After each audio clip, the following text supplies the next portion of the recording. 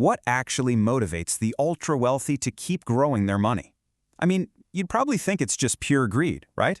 Or maybe the desire for endless luxury. But the data reveals a completely different story. According to a fascinating UBS study, millionaires actually feel like they're living on a treadmill. And that treadmill, it's driven by a deep insecurity about what actually constitutes enough wealth to lead a secure life. It turns out it's really not about buying more yachts. It's about an intense, almost stressful focus on preservation. They're constantly asking themselves how to safeguard their lifestyle for future generations against a totally unpredictable world. So in this explainer, we're going to look right under the hood of how they actually achieve that preservation. If you've ever wanted to know how to save, protect, and grow your money like the top 1%, well, you are in the exact right place. We're going to break down their highly calculated strategies and show you the precise machinery they use to protect and scale their assets. We'll break this down into a step-by-step playbook covering 4 major pillars. First, the family office framework. Second, mastering tax efficiency. Third, expanding into private markets. And finally, building a financial fortress. All right, let's dive into part 1, the family office framework. Take a look at these interlocking gears from Citi Private Bank's research. This perfectly captures how the 1% operate. You know, they don't just log into a brokerage account and pick random stocks based on a gut feeling or a hot tip from a neighbor. It is a highly systematic, repeatable machine. Every single gear has a specific purpose, designed to turn in absolute unison to protect and grow their capital. And the absolute bedrock of this machinery is the Investment Policy Statement, or IPS. This foundational document completely removes human emotion from investing. It strictly defines the family's objectives, sets hard parameters and limits on individual positions, delineates who actually has the authority to make decisions, and specifies exactly when the portfolio will be rebalanced. So when the market crashes, they don't panic and sell like most of us might be tempted to do. They literally just look at the IPS and execute the plan. Moving on to step 2, mastering tax efficiency. So the crucial point here is the massive difference between buying standard ETFs versus what the wealthy use, which is direct indexing. When you buy a plain vanilla ETF, you own a share of a fund that holds hundreds of stocks. But with direct indexing, you actually own the individual shares of each company that makes up that index, perfectly weighted to track the benchmark. It's kind of like having your own custom-built mutual fund. Now, you might be wondering, why go through all that trouble? Well, because direct indexing allows the wealthy to harvest tax losses at the individual stock level. Let's say the overall market is up, but one specific tech stock is down. They can sell just that one losing stock to realize the loss and then use it to offset massive capital gains from somewhere else in their portfolio. Studies show this level of tactical tax management can boost after-tax returns by up to 1% annually. And hey, that might sound small, but compounded over decades, that single percentage point equates to millions of dollars in preserved wealth. What I've found really fascinating here is a more advanced evolution called tax-aware long-short, or TALS strategies. Research shows that while generating losses is great, the real magic is gain deferral. TAL strategies use both long and short positions to systematically generate harvestable losses during normal rebalancing without even relying on a market crash.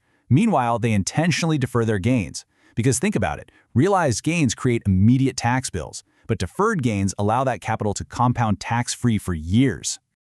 All right, part 3, expanding into private markets. This number right here is just staggering. According to UBS, there's been a massive 46% decline in the number of U.S. publicly traded companies since 1996. Think about that for a second. The public market, where most everyday investors put 100% of their money, is rapidly shrinking. Companies are staying private much longer, and they're capturing their biggest growth phases way before they ever IPO. So, to fill this massive gap, the wealthy deliberately pivot to private markets. They turn to private equity, like venture capital and buyouts. They invest in private debt, directly lending to middle-market companies, and they buy into private real estate. This allows them to access substantial, untapped growth behind a velvet rope that is completely walled off from the standard retail investor. When you look at this data from Camden Wealth, you see a massive departure from the traditional 60-40 portfolio most of us are taught to use. Just look at this. The average ultra-high net worth investor holds 20% of their portfolio in private equity and 22% in real assets.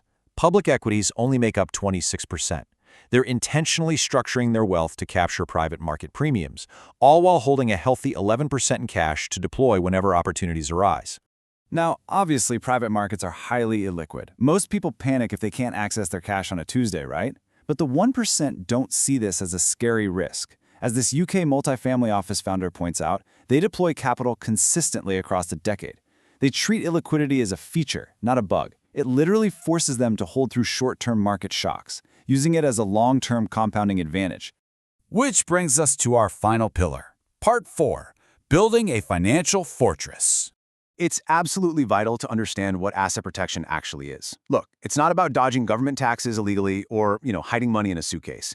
It is a highly regulated legal science designed specifically to insulate wealth from future lawsuits, contract disputes, tort claims, and other involuntary transfers. Basically, it's about building a fortress wall before the enemy even appears on the horizon. Because fighting a frivolous lawsuit is often way more expensive than the liability itself, they start by building this wall domestically. They use core techniques like massive insurance umbrellas, and they silo risky assets, like businesses or real estate, into separate LLCs to prevent one single lawsuit from sinking the whole ship. They also max out homestead exemptions and private retirement plans, which are legally shielded from creditors in many jurisdictions.